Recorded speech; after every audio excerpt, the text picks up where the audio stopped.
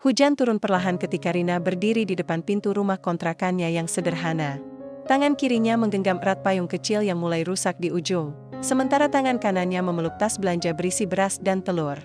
Matanya sembab, masih basah oleh air mata yang tak sempat ia lep dengan benar sejak percakapan terakhirnya dengan Dika siang tadi. "Maaf, Rin.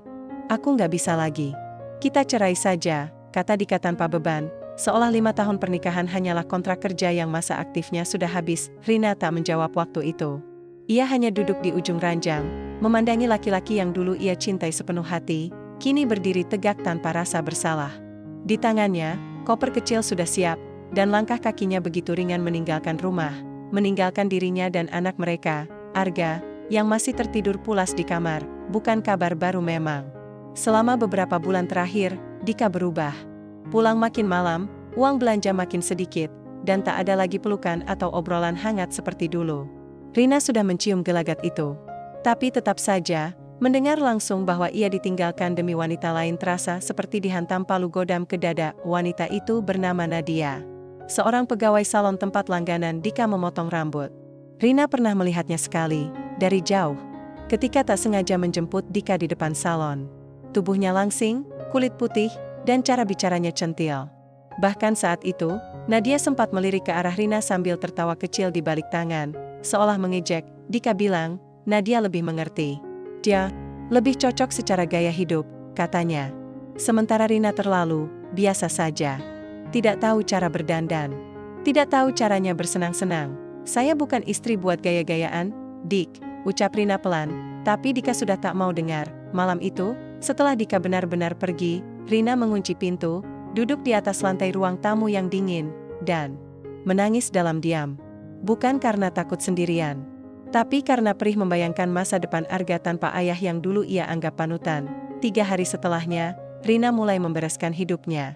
Ia sadar, menangis tak akan membawa nasi ke piring. Arga. Ia mulai bekerja serabutan. Mulai dari mencuci pakaian tetangga, membersihkan rumah-rumah kos, hingga menjadi asisten dapur di warung makan Bu Lilis yang tak jauh dari rumah. Setiap malam, setelah Arga tertidur, Rina duduk di depan meja kecil yang sudah usang, mencatat semua pemasukan dan pengeluaran hari itu di buku tulis bergaris. Gajinya kecil, kadang hanya cukup untuk makan dan bayar kontrakan. Tapi ia selalu menyisihkan 5.000 atau 10.000 rupiah di celengan plastik berbentuk ayam jago. Ia menamai celengan itu harapan. Bu Lilis, pemilik warung tempat Rina bekerja, kadang mengulurkan bantuan, entah dengan memberi makanan sisa, atau menyelipkan uang tambahan. Tapi Rina tidak pernah meminta lebih. Ia merasa cukup selama masih bisa berdiri dengan kakinya sendiri. "Kalau kamu terus begini, insya Allah kamu bakal berhasil, Rin," kata Bu Lilis suatu sore ketika Rina tengah mencuci piring. Rina hanya tersenyum. Matanya letih, tapi ada bara kecil yang mulai menyala dalam dirinya. Ia tak punya banyak, tapi ia punya tekad untuk membesarkan Arga dengan baik dan suatu hari membuktikan bahwa dirinya tidak seburuk penilaian Dika dan Nadia. Waktu berjalan pelan namun pasti. Rina mulai mengenali banyak orang dari pekerjaan kasarnya. Ia tak malu bersimbah keringat saat mengepel lantai atau membawa ember cucian. Yang penting halal. Yang penting anaknya tidak kelaparan. Suatu hari, saat ia mengantar pesanan makanan ke sebuah kantor kecil di dekat pasar, ia mendengar 2 orang berbincang soal bisnis rental mobil. Salah satu dari mereka baru saja membeli 1 mobil bekas dan menyewakannya lewat aplikasi. Rina mencatat dalam hati, mobil kerja dulu, lama-lama bisa punya armada sendiri, ucap lelaki itu. Sejak saat itu, Rina mulai rajin bertanya-tanya tentang harga mobil bekas, tentang syarat buka rental, dan tentang peluangnya. Ia tahu jalannya masih jauh, tapi ia punya impian. Ia ingin punya usaha sendiri. Ia ingin mandiri. Ia ingin suatu hari Arga bisa bangga pada ibunya. Ketika Rina membuka celengan harapan untuk pertama kalinya setahun setelah ditinggal Dika, ia menghitung uang sebesar 2.600.000 rupiah. Uang itu tidak cukup untuk membeli mobil, bahkan yang bekas sekalipun. Tapi cukup untuk memulai sesuatu, meski kecil. Ia menyewa 1 unit mobil milik teman lamanya yang bekerja di dealer, lalu menawarkan jasa rental lewat media sosial dan kenalan-kenalan. Hari pertama, tidak ada penyewa. Hari kedua, kosong lagi. Tapi hari ketiga, teleponnya berdering. "Bu Rina, betul ini rental mobil ya? Saya mau sewa 2 hari, bisa?" Malam itu, Rina menangis. Tapi bukan karena sedih. Melainkan karena ia tahu, doanya mulai dijawab perlahan. Page IITU, Mentari Bersinar Sira Seperti Memberi Harapan Baru Bagi Rina. Ia berdiri di depan rumah kontrakannya, menatap satu unit mobil Avanza tahun 2011 yang terparkir di pinggir jalan. Mobil itu bukan miliknya, melainkan milik Darto, teman lama yang kini bekerja sebagai sales di dealer mobil bekas. Pakai saja dulu, Rin, kata Darto saat mereka bertemu minggu lalu. Aku percaya sama kamu. Kalau sudah dapat penyewa, nanti tinggal bagi hasil. Rina awalnya ragu. Ia bukan orang bisnis. Ia tak paham teknis soal mobil, apalagi strategi promosi. Tapi ia tahu satu hal, ia tak bisa selamanya hidup dari gaji bersih 200.000 seminggu. Arga butuh masa depan. Dan dirinya butuh harga diri yang tak terus diinjak-injak oleh kenangan masa lalu. Hari itu, ia duduk di dalam mobil itu berjam-jam, belajar sendiri dari YouTube tentang cara merawat mobil, cara menyambut penyewa, hingga membuat akun di media sosial untuk mempromosikan jasa rentalnya. Rental mobil harapan, aman, nyaman, harga bersahabat. Itu slogan sederhana yang ia tempel di foto profil akun Instagram dan Facebook yang baru ia buat. Ia juga mulai menyebar pamflet ke warung, kantor kecil, dan area perumahan sekitar. Hari-hari pertama berjalan sunyi. Belum ada yang menelpon, belum ada yang menyewa. Tapi Rina tetap semangat. Setiap pagi ia lap mobil, mengecek oli, dan membersihkan bagian dalam. Ia ingin ketika hari pertama pelanggan datang, semuanya dalam kondisi prima. Di hari ke-6, saat ia sedang menyapu halaman, sebuah motor berhenti di depan rumahnya. Pengemudinya seorang pemuda berkulit sawo matang dengan topi dan tas selempang. Permisi, Bu. Ini rumahnya Bu Rina ya? Saya lihat iklan rental mobil Ibu di Instagram. Saya Randy. Rina tersenyum. Iya, Mas. Betul. Mas mau sewa mobil? Bukan, Bu. Saya bukan mau nyewa, tapi mau bantuin kalau Ibu butuh orang buat bantu urusan operasional. Saya dulu kerja di rental juga, tapi tempatnya tutup karena pandemi. Rina menatap pemuda itu sejenak. Usianya mungkin baru 25. Wajahnya ramah, tutur katanya sopan. Awalnya ia sempat curiga, zaman sekarang banyak penipu bermodus kerja. Tapi nalurinya sebagai ibu membuatnya ingin memberi kesempatan. Baik, Mas Randy. Tapi saya belum bisa gaji. Saya juga baru mulai. Kalau Mas mau bantu, kita bagi dari keuntungan saja. Tidak besar, tapi halal. Randy tersenyum. Siap, Bu. Saya niat belajar dan kerja jujur saja. Sejak hari itu, usaha kecil Rina tak lagi ia jalani sendiri. Randy ikut membantu mempromosikan usaha, memperbaiki caption iklan, bahkan menawarkan layanan antar jemput mobil bagi penyewa yang sibuk. 3 minggu kemudian, satu penyewa datang. Lalu 2 orang. Sebulan berjalan, Rina mulai merasa napasnya tak lagi sependek dulu. Uang yang masuk masih kecil, tapi cukup untuk menabung lebih banyak. Arga pun kini bisa kembali masuk les matematika yang sempat ia hentikan. Rina menyisihkan sebagian keuntungannya untuk ditabung dan sebagian lagi untuk merawat mobil. Randy pun tetap ia bagi hasilkan, meskipun Randy kerap bilang tak usah diberi lebih.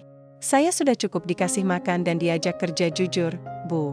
Katanya, satu hari di sore yang mendung, Rina dan Randy duduk di depan rumah sambil memeriksa pesanan minggu depan.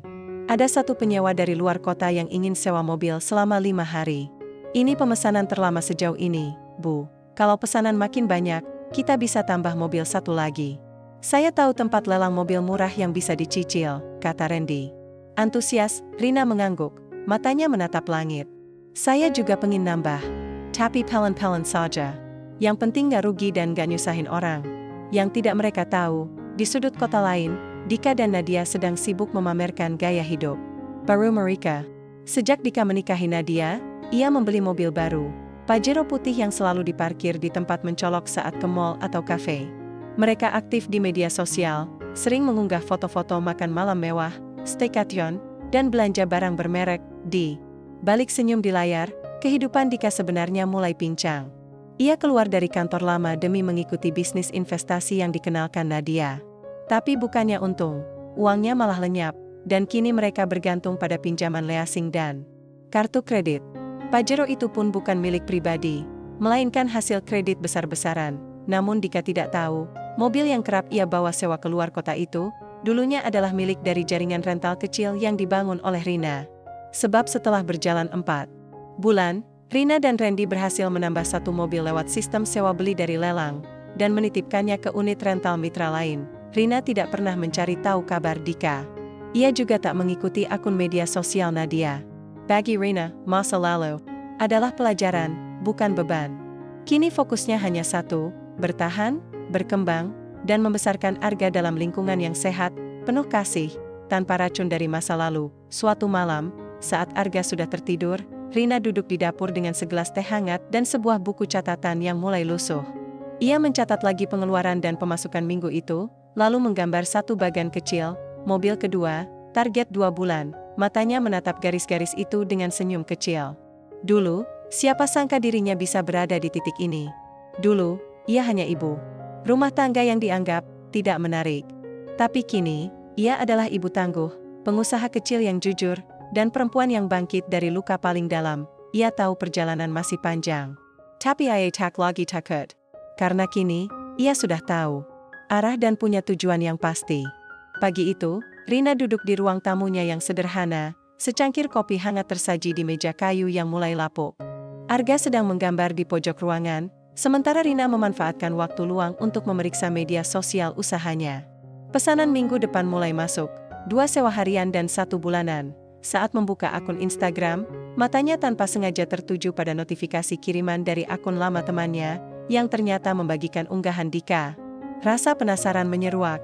Dan untuk pertama kalinya setelah sekian lama, Rina mengizinkan dirinya melihat-lihat akun Dika dan Nadia yang kini tampil seperti pasangan selebritas dunia maya. Foto yang mereka unggah cukup mencolok. Terlihat Dika berdiri di samping Nadia, mengenakan kemeja putih rapi dan celana bahan hitam. Sementara Nadia memakai dress ketat bermotif bunga-bunga dengan tas mewah menggantung di lengan. Di belakang mereka berdiri gagah sebuah mobil Pajero Sport berwarna putih, yang tampak masih baru. Di bawah foto, caption Nadia tertulis penuh sindiran, biar mantan makan garam, yang penting kita melaju dengan gaya.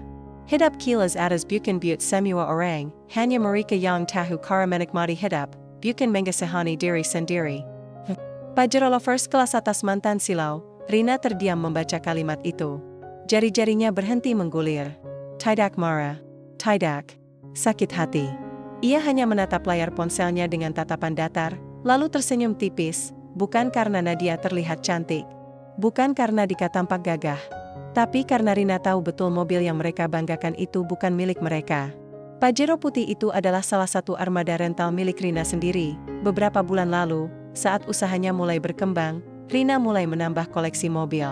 Salah satu mitranya yang bernama Pak Harto menawarkan sistem kerjasama baru. Ia mencari orang yang ingin menyewa mobil untuk jangka panjang, lalu Rina yang menyediakan unitnya.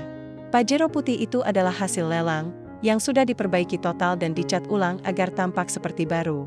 Pak Harto menyewakan mobil itu pada seseorang yang mengaku bekerja sebagai konsultan dan ingin tampil meyakinkan di hadapan klien-kliennya. Rina tidak mengenal penyewa itu secara pribadi, karena semua diurus mitranya. Ternyata, dikalah orangnya, Rina menghela napas panjang, meletakkan ponsel pelan di meja.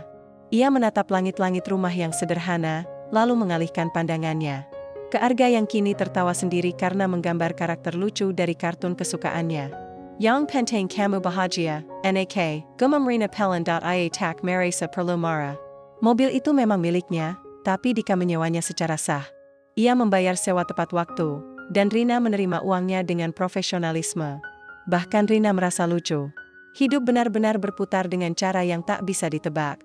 Lelaki yang dulu mencampakkannya kini berjalan gagah dengan mobil miliknya sendiri, tanpa tahu siapa pemilik sebenarnya. Di sore hari, saat Randy datang membawa laporan keuangan mingguan, Rina menunjukkan unggahan itu sambil tertawa kecil. Mas, lihat nih, Pajero kita nangkring di Instagram orang.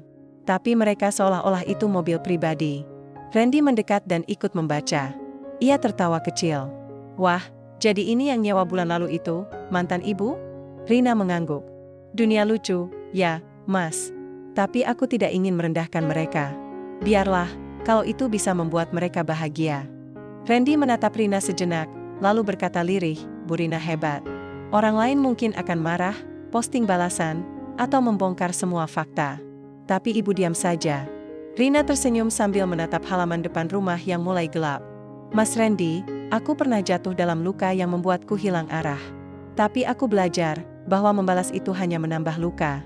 Aku tidak hidup untuk memamerkan. Balasan, aku hendak untuk membesarkan harga dan menjaga kewarasan. Randy mengangguk, menaruh map laporan di atas meja. Mobil Pajero itu juga sudah banyak peminat, Bu. Kalau nanti dia selesai sewa, ada orang lain yang antre. Usaha kita makin lancar. Rina mengangguk pelan. Alhamdulillah. Malam itu, Rina menulis di jurnal kecilnya. Ia selalu menulis setiap malam, bukan untuk siapa-siapa, tapi sebagai pengingat diri sendiri. Hari ini aku belajar bahwa kemenangan terbaik adalah saat kita tahu kebenaran, tapi memilih untuk diam. Aku bisa saja mengungkap bahwa mobil mewah yang mereka banggakan adalah milikku. Tapi untuk apa? Harga diriku tak ditentukan oleh pengakuan, tapi oleh ketenangan hatiku. Ia menutup jurnal itu dan memeluk Arga yang sudah tertidur di kasur kecil. Mereka. Angin malam menyelinap lewat celah jendela, tapi tubuhnya terasa hangat, oleh rasa syukur dan damai yang tak bisa dibeli oleh mobil mahal manapun. Sementara itu, di tempat lain, Dika sibuk menjawab komentar netizen yang memuji mobil barunya. Nadia terus menggulir komentar sambil tersenyum puas. Mereka belum tahu bahwa hidup mewah yang mereka bangun di atas sewa akan segera berakhir jika mereka tak sanggup memperpanjang kontraknya. Tapi Rina tidak peduli. Ia tak butuh melihat mereka jatuh.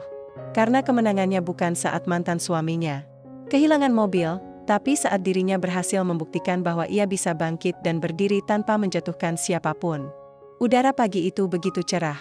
Rina, seperti biasa, datang lebih awal ke garasi tempat usahanya berdiri. Beberapa mobil sudah diparkir rapi, sebagian baru saja kembali dari sewa.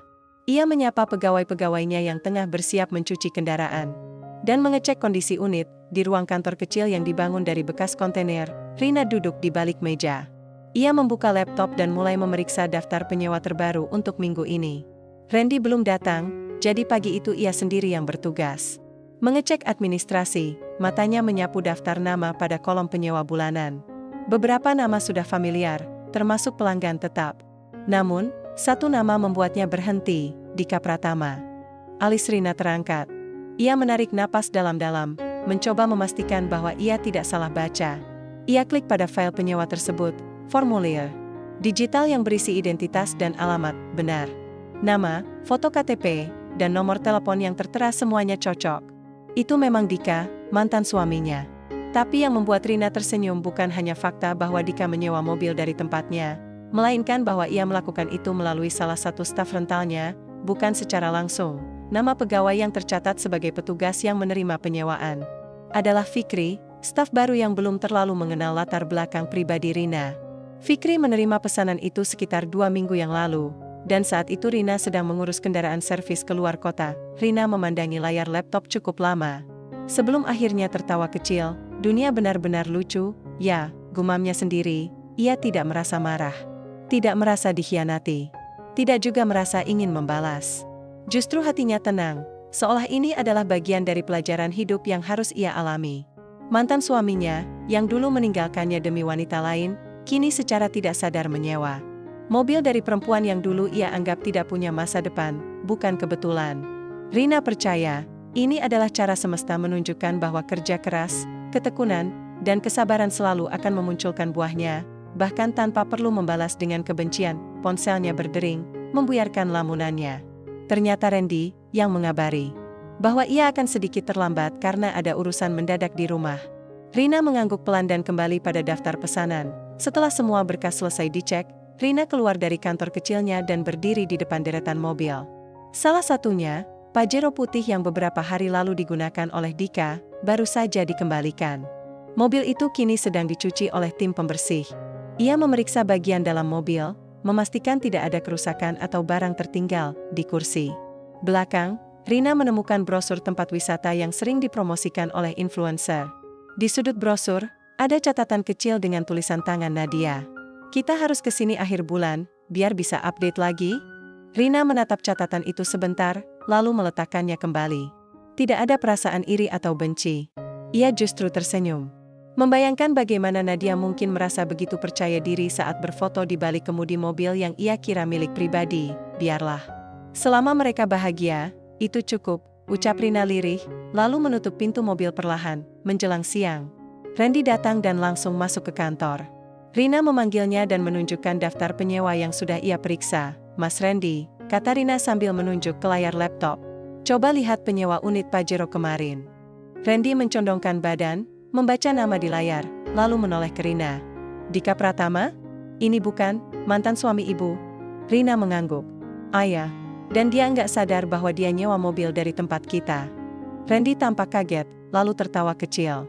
Wah, ini kayak sinetron, Bu. Tapi ibu masih bisa ketawa, ya? Kenapa enggak? Rina tersenyum. Aku enggak kehilangan apa-apa. Justru aku dapat pelajaran besar hari ini. Bahwa hidup enggak perlu ditunjukkan dengan balas dendam, cukup dengan pembuktian yang tenang. Randy mengangguk pelan, menghormati ketenangan hati Rina yang makin ia kagumi dari hari ke hari. Hari itu berlalu seperti biasa. Namun di dalam hati Rina, ada perasaan lega yang tak bisa dijelaskan. Bukan karena ia menang, bukan karena Dika menyewa darinya, tapi karena dirinya kini cukup kuat untuk tidak mempermasalahkan apapun dari masa lalu. Di rumah malam harinya, Rina menemani Arga belajar. Sambil mendengarkan anaknya membaca buku pelajaran, pikirannya melayang kembali ke masa ketika ia harus berjalan kaki untuk mengantar brosur promosi rental ke warung-warung kecil, ketika semua dimulai dari nol, dari rasa sakit dan pengkhianatan. Kini, ia bisa duduk dengan tenang, menyaksikan usaha kecilnya perlahan tumbuh. Dan lebih dari itu, ia bisa berdamai dengan masa lalu, tanpa kebencian, tanpa ingin menunjukkan siapa yang lebih berhasil. Ia menulis di jurnal kecilnya malam itu, hari ini aku belajar satu hal lagi. Kadang, yang dulu meremehkan kita akan kembali, entah sadar atau tidak, untuk membeli hasil kerja keras yang pernah mereka hina. Dan kita tak perlu menyambut mereka dengan luka, cukup dengan senyuman dan diam. Karena tidak semua kemenangan perlu diumumkan. Rina menutup buku itu dengan senyum tipis. Ia tahu, masih panjang jalan yang harus ia tempuh. Tapi satu hal pasti, ia tidak lagi berjalan sendirian, dan ia tidak lagi berjalan dalam luka. Ia berjalan dalam cahaya kepercayaan diri dan ketulusan yang dibangun dari puing-puing masa lalu. Sore itu langit tampak bersahabat. Rina berdiri di depan cermin kecil, merapikan jilbab dan menghela napas panjang. Ia menatap pantulan dirinya sendiri, sederhana, polos, tapi tenang. Di tangan, ia menggenggam undangan reuni SMA yang beberapa minggu lalu dikirim lewat grup WhatsApp alumni. Sudah bertahun-tahun ia tidak bertemu teman-teman sekolahnya. Ada rasa gugup, tapi juga penasaran. Ia tahu, acara itu akan menjadi ajang pamer bagi sebagian orang, tapi juga mungkin momen lucu mengenang masa lalu. Yang ia tidak duga, Dika dan Nadia juga akan datang. Rina memutuskan untuk berangkat dengan motor metik miliknya. Mobil-mobil di garasi sewa tentu bisa ia pakai, tapi ia memilih tidak ingin terlihat mencolok. Ia ingin datang sebagai dirinya, bukan sebagai pemilik usaha rental yang sedang naik daun. Lokasi reuni berada di sebuah restoran semi-outdoor yang cukup mewah di pinggiran kota. Ketika Rina tiba, ia melihat beberapa mobil mewah sudah terparkir. Suasana tampak ramai, dipenuhi gelak tawa dan musik nostalgik dari masa SMA. Saat ia memarkir motor di sudut halaman, sebuah mobil putih mengkilap melaju pelan ke area parkir utama, Pajero putih. Dari dalamnya keluar Nadia dengan pakaian ketat dan aksesoris mencolok, diikuti oleh Dika yang mengenakan jas kasual dan kacamata hitam. Keduanya tampak seperti pasangan sosialita yang baru turun dari catwalk. Rina hanya melirik sekilas dan melangkah masuk ke ruangan. Ia disambut hangat oleh beberapa teman lama. Senyum, pelukan, dan candaan masa lalu mengalir begitu saja. Samiwa tampak bahagia bisa berkumpul lagi, namun momen tenang itu tak berlangsung lama. Itu Rina ya? Suara nyaring Nadia menggema dari belakang, membuat beberapa kepala menoleh. Rina menoleh pelan.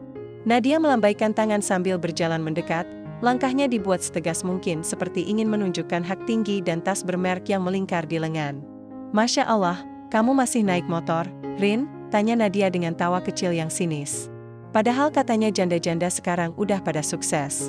Beberapa teman tersenyum canggung. Rina hanya menanggapi dengan senyum tipis. Motor atau mobil, yang penting sampai tujuan, ya kan? Jawabnya tenang. Dika ikut mendekat, menepuk bahu beberapa teman pria lalu berdiri di samping Nadia. Rin, kamu lihat Pajero putih tadi? Itu mobil kita, loh. Baru ambil bulan lalu. Lumayan, kerja keras berbuah manis, katanya sambil tertawa bangga. Nadia menimpali dengan senyum lebar. Iya dong. Aku sih nggak bisa naik kendaraan murah, kulit aku sensitif. Makanya ya, harus pintar-pintar cari suami sukses. Nggak bisa hidup dari sisa masa lalu. Rina menatap keduanya dengan sorot mata yang tenang, seolah angin tidak menyentuh wajahnya. Beberapa teman yang berdiri di sekitar mulai menunjukkan reaksi. Ada yang melirik Dika dan Nadia sinis. Ada yang tersenyum malu, dan ada pula yang menatap Rina dengan kekaguman karena tidak terpancing sedikit pun. Dalam hati, Rina bisa saja membalas. Ia bisa saja membuka fakta bahwa Pajero yang mereka banggakan itu berasal dari armada miliknya. Tapi ia tidak melihat gunanya.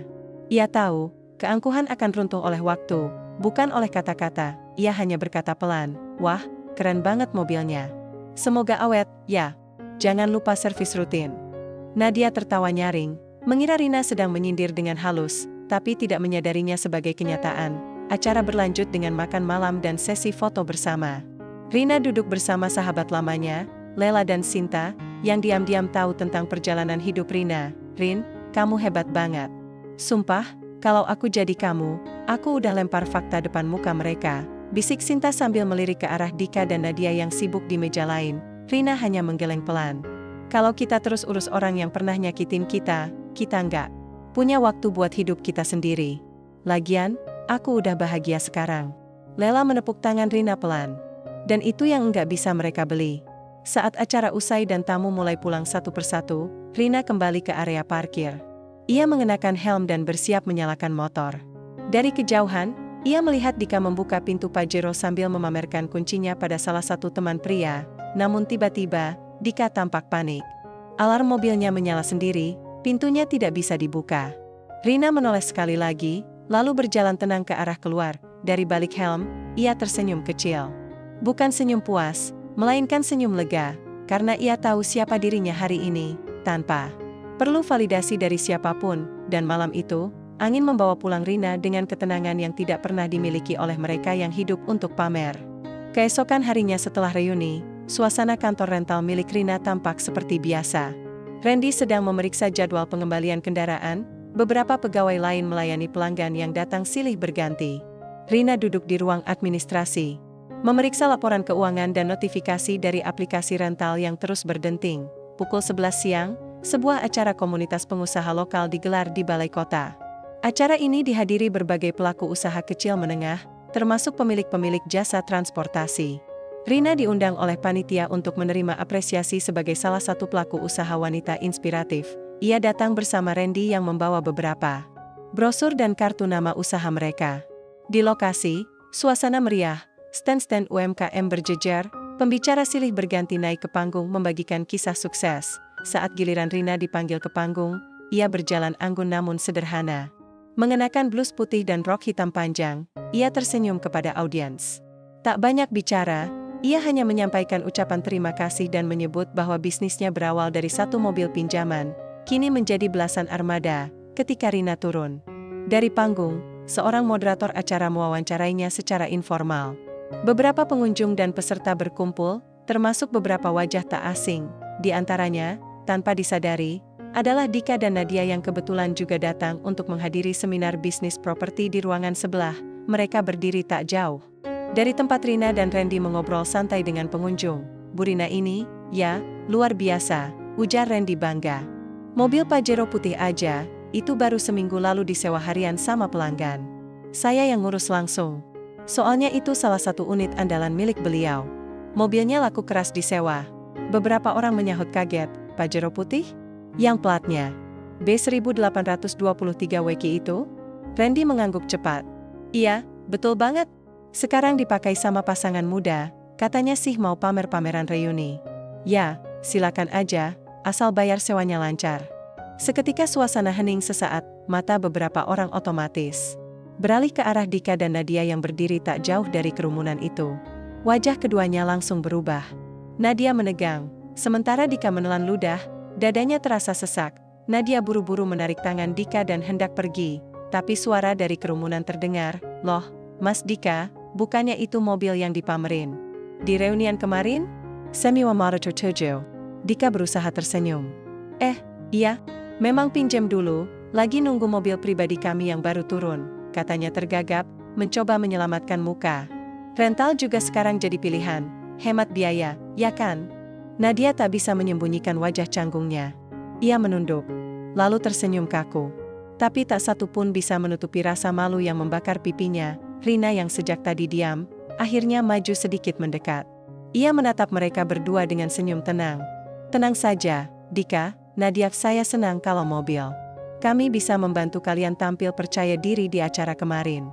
Beberapa orang tersenyum geli, sebagian tertawa kecil. Rina melanjutkan, nadanya tetap lembut, tak ada sindiran berlebihan. Yang penting bayar sewanya tepat waktu ya. Kalau enggak, nanti kena denda harian. Dika membuka mulut, tapi tak ada kata yang keluar. Nadia langsung menarik tangannya dan berbisik, kita pulang aja yuk. Namun sebelum melangkah pergi, Rina menambahkan, oh ya, kalau nanti butuh sewa mobil lagi, bisa langsung hubungi admin saya. Ada diskon khusus pelanggan lama, kok. Perkataan itu membuat beberapa orang tertawa pelan. Tapi semua bukan tawa menghina, melainkan tawa heran atas ironi takdir. Yang dulu ditinggalkan, kini justru berdiri kokoh. Yang dulu sombong, kini menunduk malu. Dika dan Nadia berjalan cepat meninggalkan lokasi, meninggalkan jejak kegugupan yang terasa di udara. Beberapa orang mendekati Rina, menyalaminya dan menyatakan kekaguman. Bu Rina, sabar banget sih.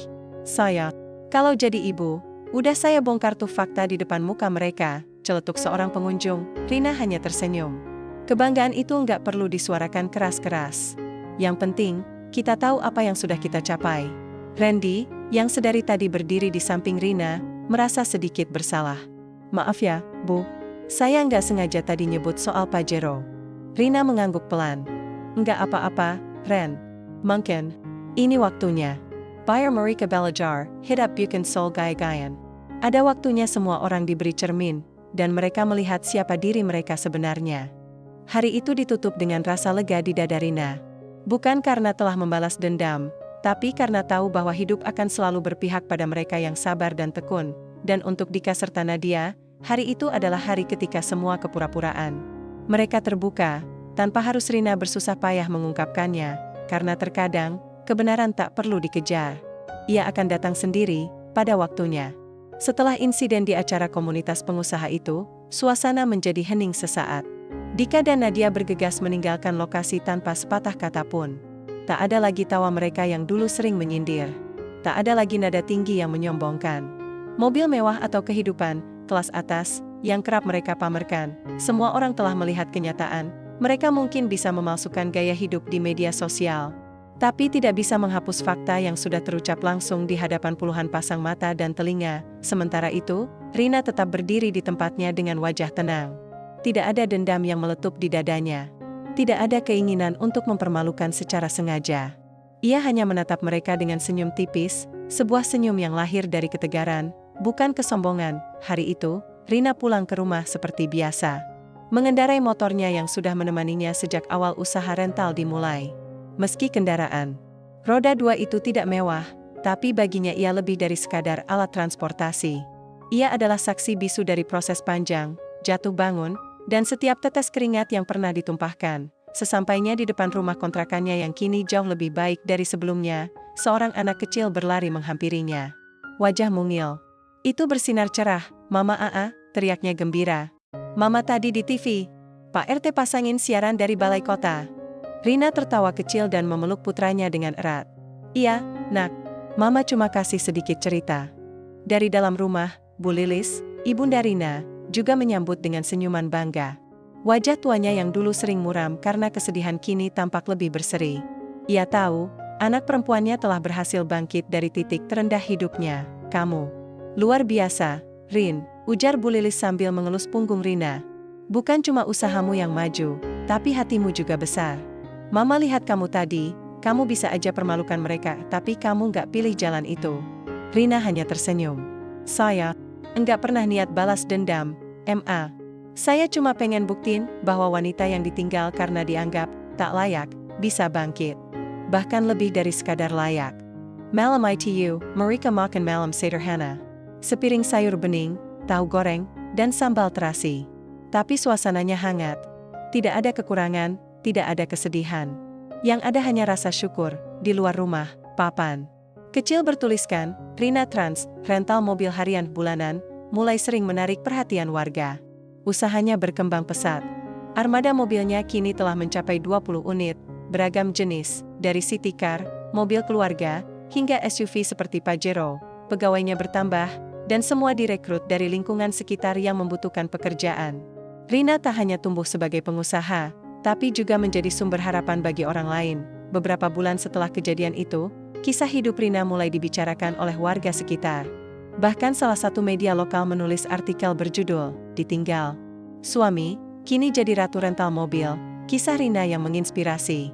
Banyak wanita yang datang ke tempat rentalnya, bukan untuk menyewa mobil, tapi untuk sekadar bertanya bagaimana ia bisa bertahan. Rina selalu menjawab dengan kalimat yang sama, mulailah dari apa yang kamu punya.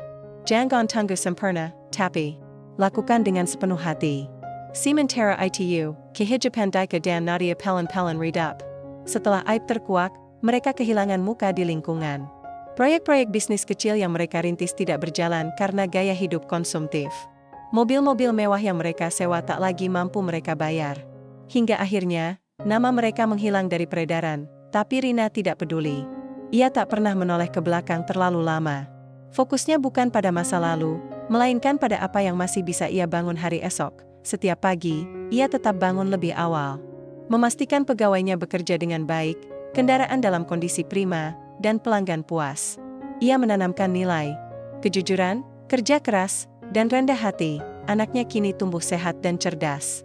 Bu Lilis mulai membuka warung kecil di teras rumah, sekadar untuk mengisi waktu luang.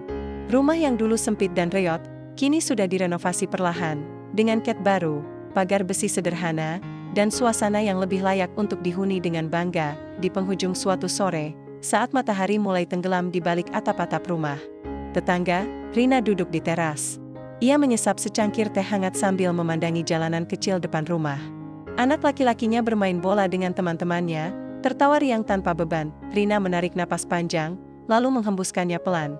Ia tak pernah menyangka bahwa semua penderitaan yang pernah ia alami akan membawanya ke titik ini, bukan sebagai bentuk balas dendam, melainkan sebagai bukti bahwa wanita bisa bangkit tanpa harus membalas dengan luka. Karena sesungguhnya, balasan paling elegan adalah ketika kau bisa tetap tersenyum, berdiri tegak, dan membuktikan bahwa dirimu tak pernah layak diremehkan. Dan Rina adalah bukti hidup dari semua itu.